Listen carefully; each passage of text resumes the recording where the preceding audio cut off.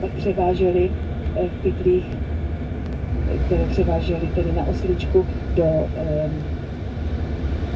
do mlýnu, které byly speciálně vyrezené jenom na mletí toho svatojanského chleba. Byla jsou takzvaná svatojanská mouka, která má tmavou hnědou barvu a která se taktéž velmi doporučuje třeba na dezertovou dietu. Jestli se ženete v České republice, myslím, že v těch bioprodejnách existuje. Takže měli aspoň nějakou mouku, z které si mohli přes zimu něco napéct. To pečivo bylo mírně nasládlé. No a měl tmavou hnědou barvu samozřejmě podle té mouky.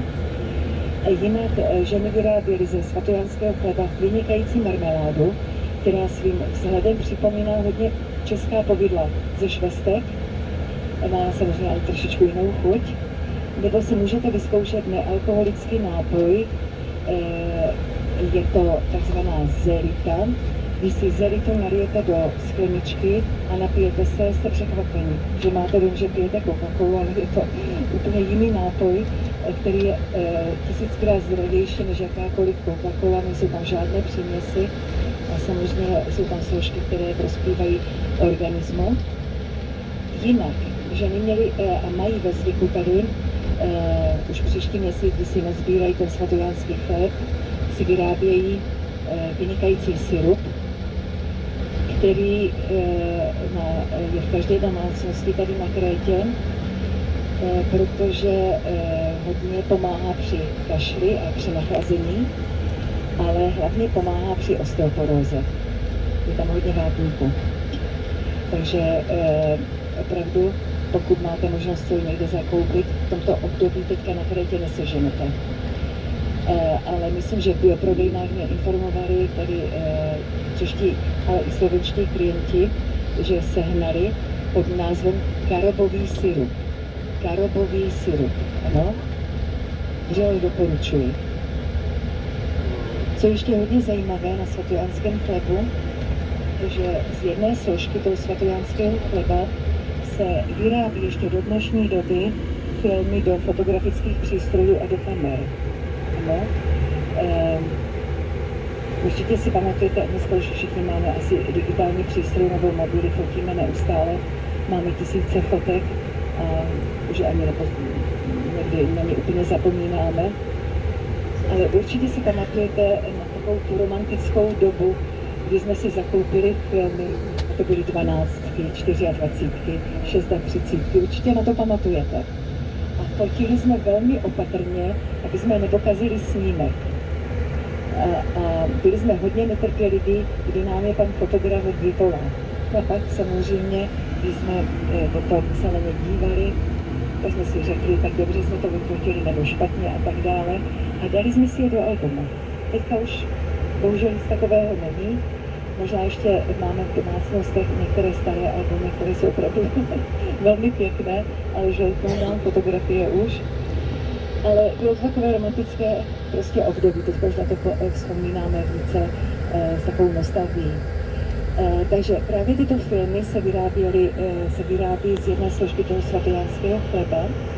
No a dále potom vám si říci, co je hodně zajímavé, že když si rozlomíte tady tuto lusku, jsou tam seřazená jadírka jako ve fazoli, ano, ale tato jadírka jsou všechna úplně stejná, váží úplně stejně, buď je to velká luska nebo malá luska a tak dále, vždycky váží stejně a je to 0,2 gramu.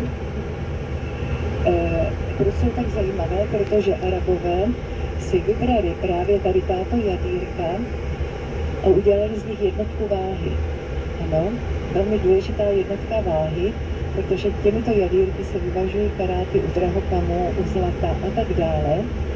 A slovo karát, tak jak ho známe my, 14 karátové zlato, 18 a tak dále, ano, nebo také i u drahokamů. To slovo karát vychází z arabštiny, ze slova chárát, což v arabštině, z překladu z arabštiny znamená svatojanský chléb. Ano, to je právě i ta jednotka těch jadírek, které tam jsou v tom svatojanském chlebu. Tak a my pomaličku opouštíme Kolumbu.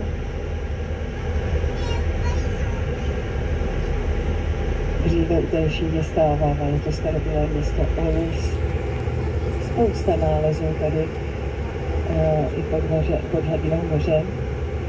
Chci vám říci, že Řekové je pravdou, že tam kopnou, vždycky něco naleznou.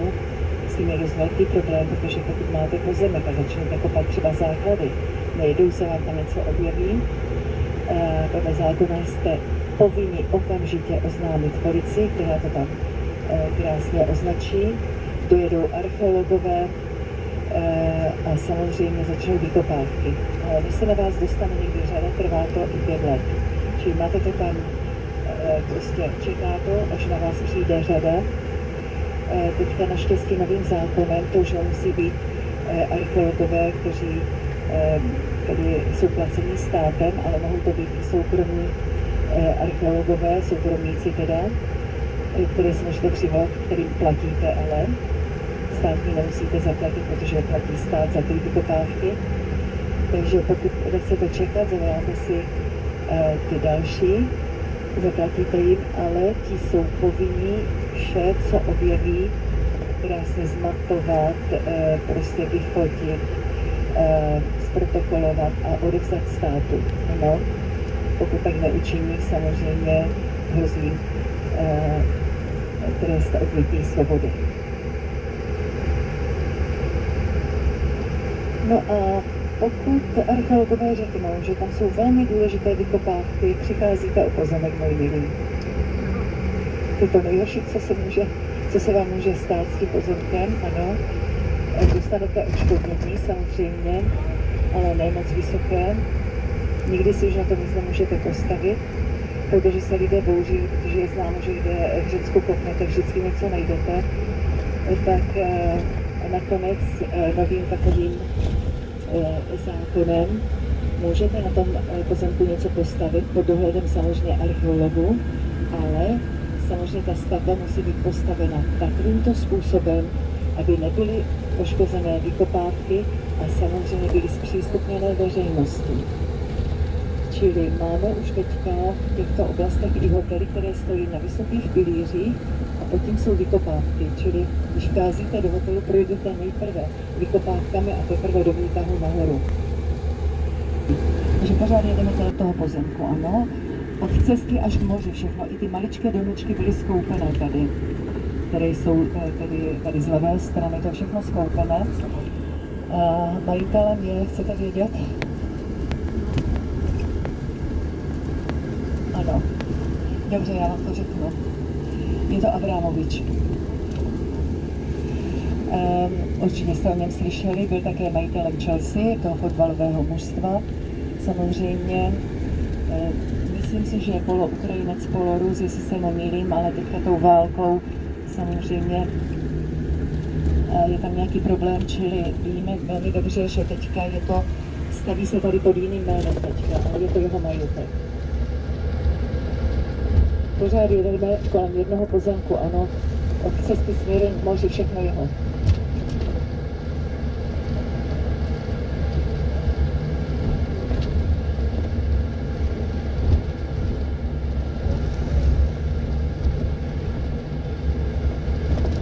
Tak a ten pozemek, můj milý, končí tady u tohoto maličkého hotýlku z levé strany bílé barvy.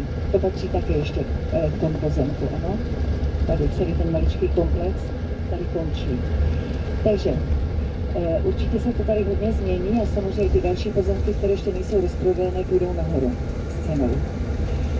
Jinak tady už z levé strany zase vidíme město Aios Nikolaos, kouzelné městečko. Chci vám jenom říci, že to byla dříve rybářská osada, velmi maličká. Ano, pár rybářských domečků. Ještě v 60. letech tady vůbec nic nebylo, jenom olivovníky, moře a pár domečků. Nádherné tedy pobřeží vidíme, doslova taková krajka, bych řekla. Takové poloostrůvky, které vybíhají do moře, opravdu nádhera.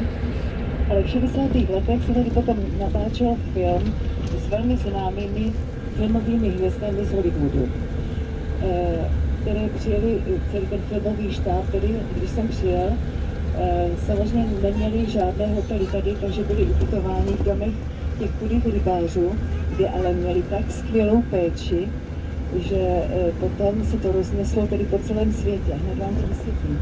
Takže každodenně jim tam přinášeli čerstvé ryby. Ženy jim tam vždycky napekly čerstvý chléb, čerstvá vajíčka, čerstvý sýr, prostě všechno čerstvé, ano, zelenina ze zahrádky přímo. Takže byli tak nadšení i těmi vlastně tou péčí, že když se vrátili potom do Ameriky, a byl promítnut ten film a potom samozřejmě povykládali, jak se tady měli, samozřejmě to velmi zpropagovali, že takovou péči nikde nezažili. Pak si to chtěli vyzkoušet další filmové hvězdy, dojeli jsem také, vyzkoušeli si to, byli nadšené. O tom se potom dozvěděli američtí multimilionáři, kteří sem dojížděli do těch domečků rybářů. Byla to legrace, protože žili opravdu ve velmi skromných domech, ale nakonec se objevily i články v amerických časopisech, někdo si je může klidně vyhledat na internetu teďka v archívech, kde popisují, jak se měli, že takovou péči neměli ani v těch nejlepších 5hvězdových hotelích. Takže se to rozneslo ještě více. Začalo se jezdit čím dál tím více lidí, nastal ale velký problém, protože samozřejmě nemohli být ubytováni.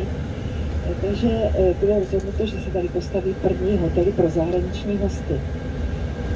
A mohu vám říci, že město Ayos Nikolos je průkopníkem v turistické činnosti celého ostrova. Tady těmito dvěma hotely, které vám za chvíličku ukáže, začal turistický ruch na Krétě a díky tomu filmu. Takže je to hotel Mirabello, teď je přejmenován na 2 roky nějak Vinham, teď se nepamatuju jak dále, my mu pořád říkáme Mirabello. Ale ten úplně první je Minos Beach, který v minulém roce byl jmenován historickou památkou ostrova Kréty. Ano, protože tím vlastně začala turistická činnost na Krétě. I přesto, že byly postavené v polovině 70. let, nebo na začátku vlastně 70.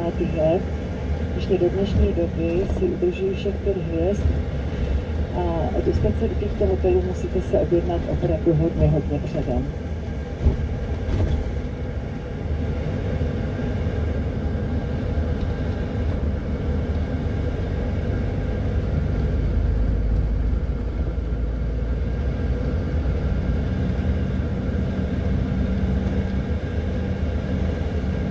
Z levé strany 2 ostrůvky vidíte, teďka jasně jsou 2, někdy se překrývají a vypadají jako jeden.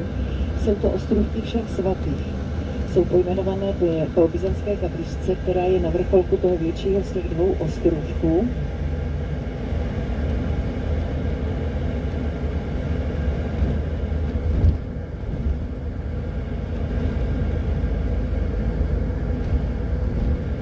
A 30.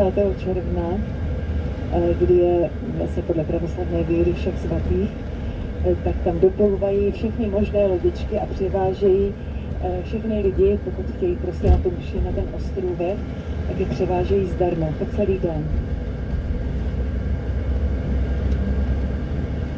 A my se blížíme k tomu druhému nejstaršímu hotelu na Krétě, to je právě ten hotel Mirabello nebo Vinham, jak se jmenuje teďka.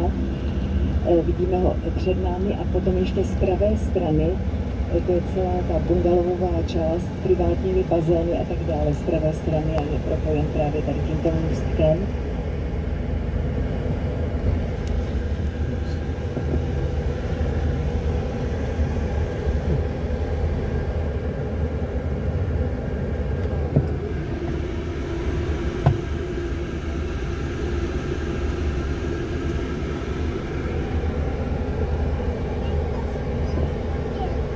No a teďka už pracovními silami po celém Řecku, jakož i celá Evropa s tím má problém, neseženete pracovní síly, jsou to většinou uprchlíci.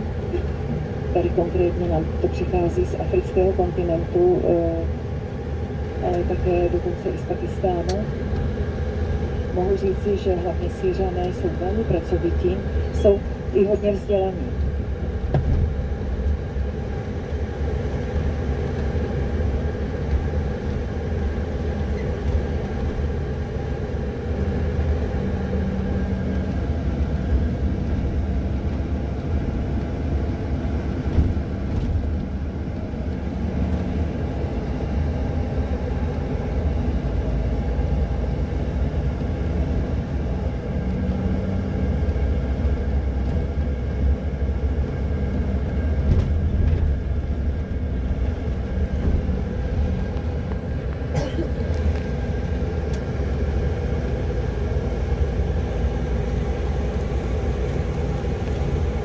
Vyjedeme kolem hotelu, toho nejstaršího hotelu v těch zahradách z levé strany, ano, Minos Beach.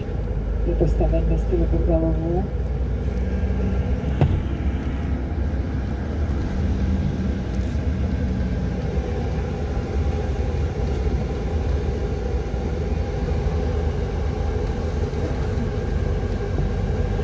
No a právě jsem dostala také zprávu, tady ještě ten hotel pokračuje, no tady z levé strany. Právě jsem dostala zprávu, že nemůžeme k přístavu, kde je parkoviště, proto si připravte věci, které sebou vezmete, teďka na takovou tu vedlejší prohlídku. Tašky z ručníky klidně nechte v autobuse. Ano, vemte si jenom takové ty příruční tašky, za chvíličku budeme vystupovat a potom na stejném místě budeme opět zase nastupovat, ano. Budeme trošičku těžší dneska, protože máme izraelskou loď v přístavu a Izraelci si vždycky přejí z bezpečnostních důvodů, aby přístavy, kde kotví jejich lodě, velké výletní lodě, tedy celý ten prostor byl tedy uzavřen a chráněn. Takže nemůžeme autobusy tedy ani osobními vozy na to parkoviště, normálně jezdíme, ale budeme blíž k jezírku. To je zase výhoda, ano. Chci vám jenom říct, že teďka se blížíme k té pobřežní, k tomu pobřeží promenádě, je tady opravdu kouzelně a vystoupíme, dojdeme k jezírku. Chci vám jenom říci, že toto jezírko je hodně zajímavé, i když leží těsně u moře, kde hloubka v tom moři, u toho pobřeží jsou 3, maximálně 4 metry. Kousíček dál, kde je jezírko, jeho hloubka ve středu je 64 metrů. Je to taková doslova propast, bych řekla, propadlina, ale co je nejdůležitější vědět o tom jezírku, že to není jezírko zaplněné slanou vodou, je to sladkovodní jezero, to je ta zvláštnost. I když jeho dno je o pár desítek metrů níž než je dno moře, někdo by očekával normálně slanou vodu, je to sladkovodní jezero, ze dna toho jezírka vyhřívá sladkovodní pramen. Toto jezírko bylo ale na konci 19. století propojeno kanálem s mořem, protože poslední turecký vládce si přál, aby jeho loď kotvila právě v tom jezírku v bezpečí a v závětří. Nechal tam prokopat právě ten kanál, kterým teďka prochází můstek. Čili ta slaná voda moře se smísila s tou sladkou toho jezírka, to poloslané jezírko, ale ze dna vyhřívá neustále ten sladkovodní pramen. Kolem jezírka nádherné posezení, spousta kavárniček, taverniček, ano, můžete se vydat podél pobřeží, ano, tady vidíme tu izraelskou loď, bohužel nemůžeme, tam je parkoviště pro autobus, ale nemůžeme tam. Čili na stejném místě, kde budeme teďka vystupovat, budeme zároveň i nastupovat, řeknu vám přesně i čas.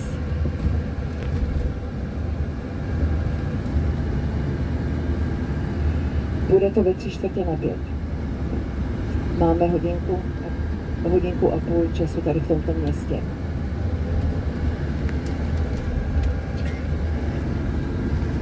A vy jste, samozřejmě tady bude potom daleko více skupin, bude to trošičku chaotické, ano, takže jakmile vystoupíte, bylo by dobře si vyfotit značku autobusu. Já samozřejmě tady budu na vás čekat, budu na vás mávat, náš poznávací znak je mávání, to jistě víme. A zároveň tady hned z pravé strany je takový polosloup, bych řekla, poloznačený sloup a hned za ním je kaplička. Takže a navíc je to šílený stres pro všechny, protože nevíme opravdu, je tady stovky lidí a než se všichni rozstřídí do svých skupin, někdy někteří hosté nastupují do jiných autobusů a tak samozřejmě začínají zprávy. Nemáš náhodou mé klienty a tak dále. Takže je to dost těžké. Nicméně, chtěla jsem vám říct, že přijde se tady do toho městečko, nebo ta osada jmenovala Mandráti, což v překladu znamená ohrádka. Už jsme si říkali, že tady bylo jenom pár rybářských domečků nebo domečků pro rybáře a tady konkrétně na tomto místě byly také takové velké sklady, kde se skladoval právě ten svatojánský chléb a čekalo se na lodě, které se nakládaly právě těmi typy s tím svatojánským chlebem. Jinak z levé strany máme ještě to jezírko. Řekla jsem vám, že má hloubku 64 metrů. Tuto hloubku naměřil ten vynikající vědec a potápěč Jean-Jacques Cousteau, který měl opravdu vynikající dokumentární filmy. Měl i tady, samozřejmě natáčel.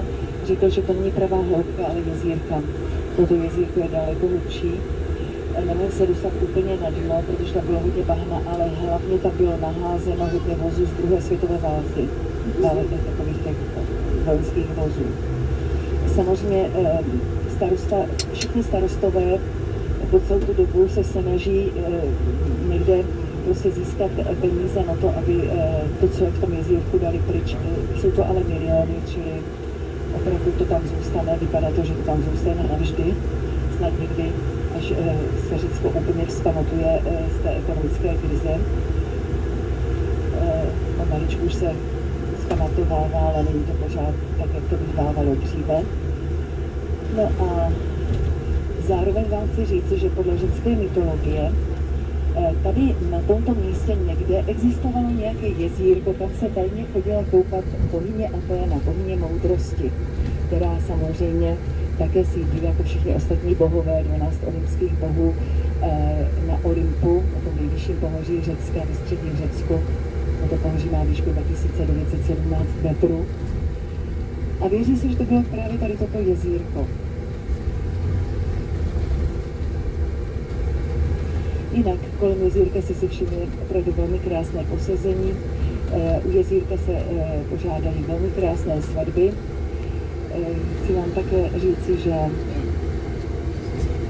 se tady konala jedna velmi krásná československá svatba, říkám československá, protože ženich byl z Čech a nevěsta ze Slovenska. Překrásný mladý pár, opravdu nádherný, který si objednal lodičku, krásně vyzdobenou různými květy, balónky a tak dále.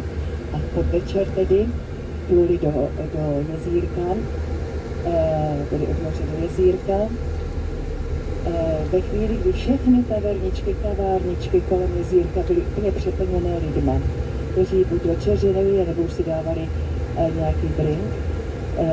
Jezírko je v podvečer překrásně osvětlené, takže právě v tuto dobu, tedy ve středu toho jezírka, se potom oddali. No a jakmile se oddali, začal velký ohňostroj. Takže to byla opravdu velmi krásná svatba, no a všichni, co byli v těch kavárničkách, tavernách a tak dále, zanechali příboru skleniček, nahrnuli se k tomu pobřeží, všichni jim potom tleskali, mávali a tak dále, ty světly tedy té velmi krásné svatby, ale samozřejmě potom ti nebo manželé už potom zase odpluli na své lodičce za mávání všech přítomných. Takže konají se i takové svatby.